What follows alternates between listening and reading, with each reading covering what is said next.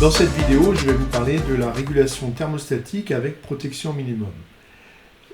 Dans une vidéo précédente, je vous ai parlé de la régulation thermostatique simple avec un problème que j'avais soulevé concernant ce type de régulation.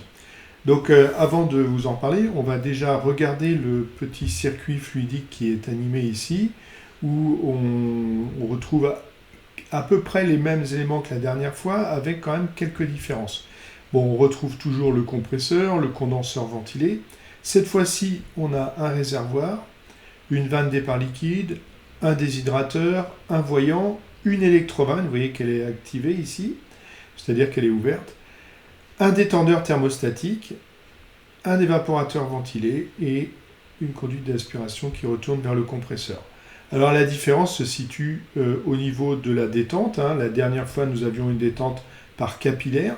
Là, on a un détendeur thermostatique, donc c'est un détendeur qui va maintenir une surchauffe à la sortie de l'évaporateur, si bien qu'il va réguler en fait, il va laisser passer plus ou moins de fluide, il va agir en fait sur le débit de fluide qui va être injecté dans l'évaporateur.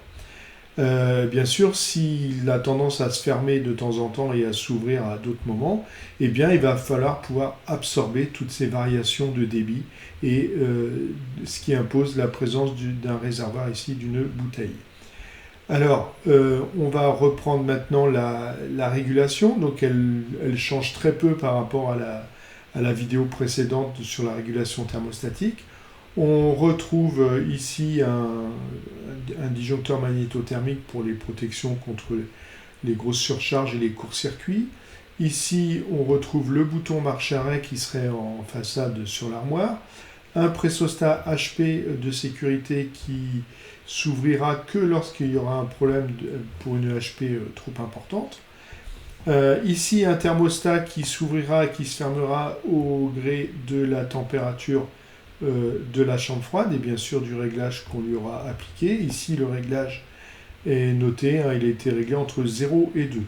C'est-à-dire que le contact ici s'ouvrira lorsque la température descendra à 0 degré.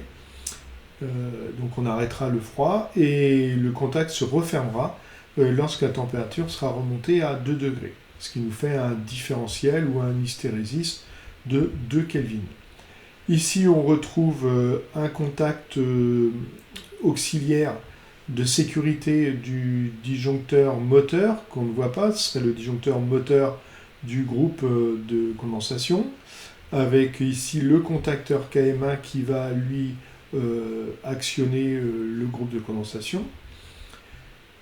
Sur cette ligne ici, on va retrouver le contact auxiliaire de sécurité du disjoncteur moteur, cette fois-ci du ventilateur d'évaporateur, ainsi que le contacteur du ventilateur d'évaporateur. Et ce qui a été rajouté par rapport à la dernière fois, c'est cette ligne ici avec une électrovanne. Donc on retrouve ici dans le circuit fluidique.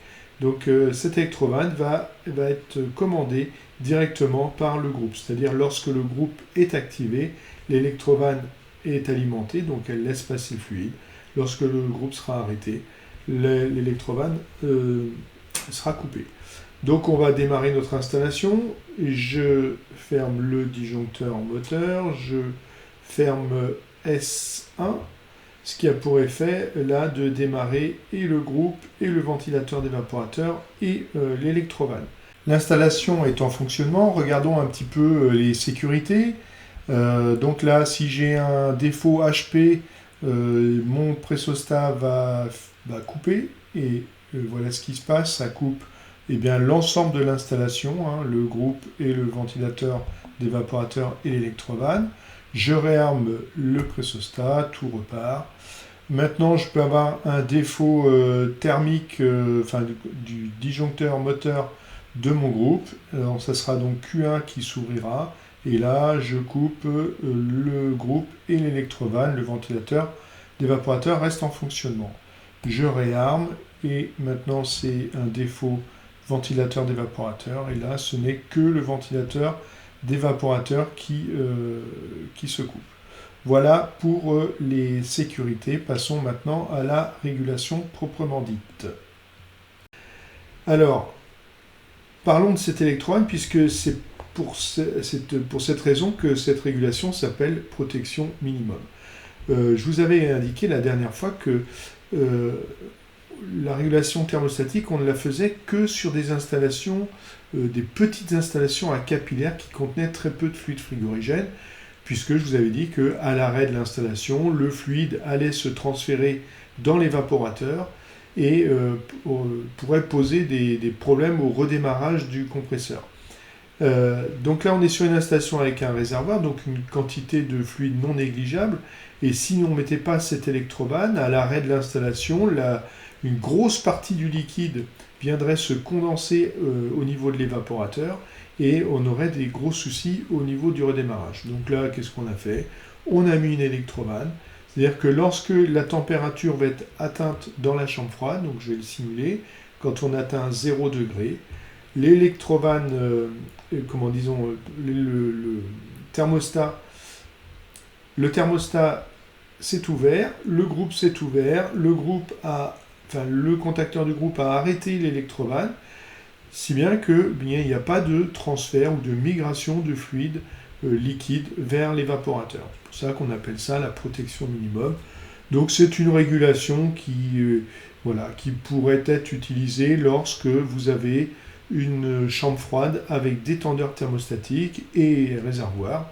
Donc voilà, l'installation redémarre, le compresseur démarre, l'électrobane s'ouvre. Cette régulation pose les mêmes problèmes, pas tout à fait les mêmes problèmes, mais un problème un peu identique à la dernière fois, c'est-à-dire que lorsqu'on arrête l'installation, l'évaporateur se retrouve avec une quantité de liquide et de vapeur, et donc au redémarrage, la pression d'évaporation est relativement haute, ce qui fait que le compresseur force plus que normal au démarrage. Donc ça reste une régulation qui n'est pas optimum, on va dire, pour le compresseur. Voilà ce qu'on peut dire sur la régulation thermostatique avec protection minimum.